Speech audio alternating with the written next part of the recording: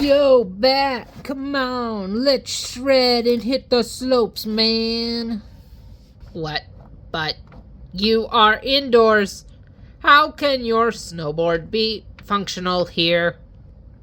Hey, Cobra Goon. I'll take you on. Nobody's better on the snow than me. Eat my dust, Joe. What? But how could they? Does not compute. Does not compute. Well, we're in the middle of winter. It's time to look at the chosen Cobras that are ready for the snowy season. And we're all released in the summer instead. Even still, G.I.Joe Classified is a good time no matter the weather.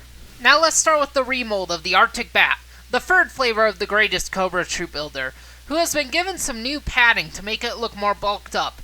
The head has been repainted to have this amazing blue and green visor, and that gray stripe across the side of the head, which, that combined with the white, really makes me think of the Clone Wars show, with all the different helmet stripes every clone unit would have.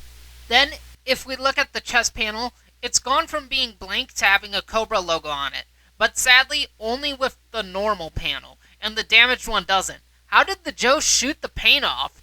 That said, do you really want to use those when the tech detail under there has been done in this beautiful blue paint?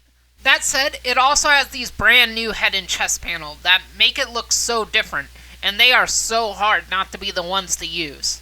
It has the same backpack as the other bats, which is upsetting because the gimmick of these guys is that they can swap their hands out with different tools, but it only has one in the form of this chainsaw, which is cool, but it's the only thing he has, and why would you even give it two hands when it has this?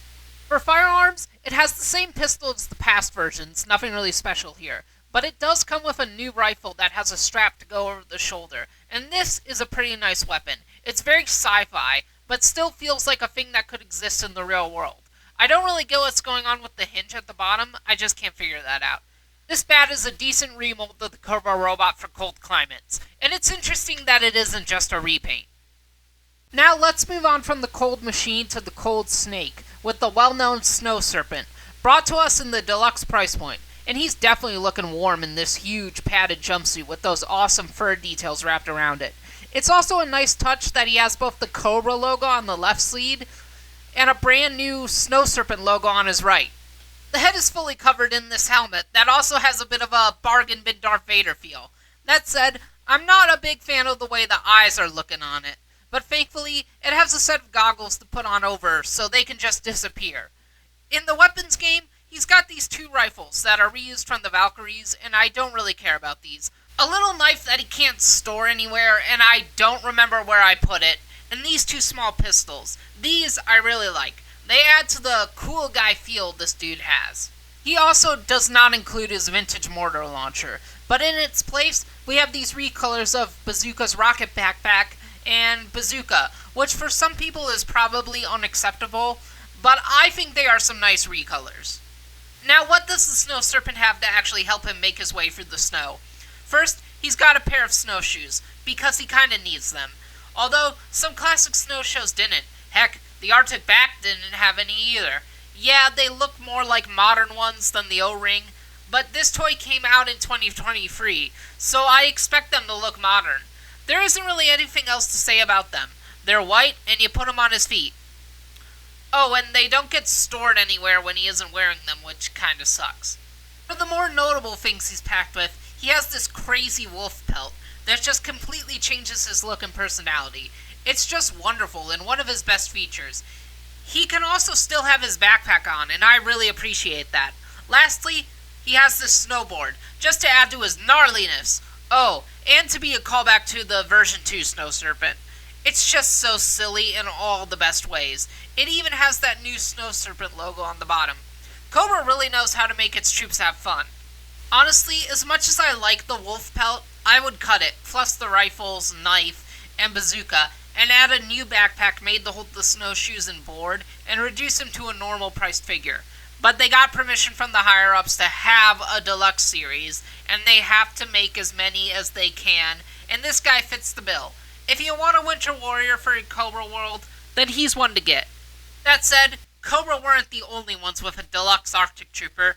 The Joes got one too, in the form of their original sniper, who just happens to be in snow gear. Oh wait, Shooter got retconned in. So he's actually their second sniper. Anyway, Snow Job. It's Snow Job. Just to get it out of the way, he's got a pistol, like everyone else. You can change his head between having the hood up or down, and giving him a hat and goggles. I like to stick with the hood up and the goggles on, like his previous toys.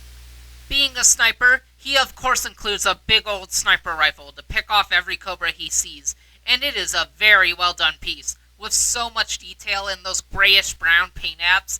I'd say it's easily the best looking gun in the line so far. And when he isn't using it, you can place it in this big, giant sleeve in his backpack. You can even put his snowshoes on the thing.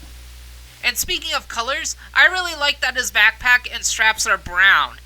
They really pop against the whites and light grays of the rest of his outfit. And it's just a nice thing to change about his design. And lastly, we gotta look at the thing Snow Job is most well known for. You've seen it hanging on his back this whole time. It is, of course, his skis. And they remembered to give him ski poles, which the 80s figure never did.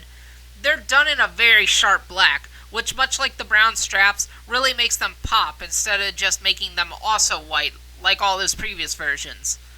They're really well done pieces, and they should be. It's what you have to get right when making a Snow Job figure, and I hope to see these pieces reused for a Tiger Force Blizzard at some point in the future.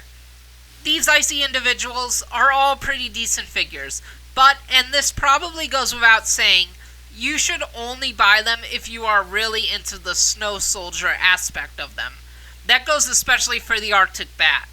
They're not the most essential figures in the classified line, but they still live up to the standards set by the figures before them of being some of the most well-made figures out there. No matter land, sea, or snow, G.I. Joe is there, and they're doing it better than anyone else. See you guys around.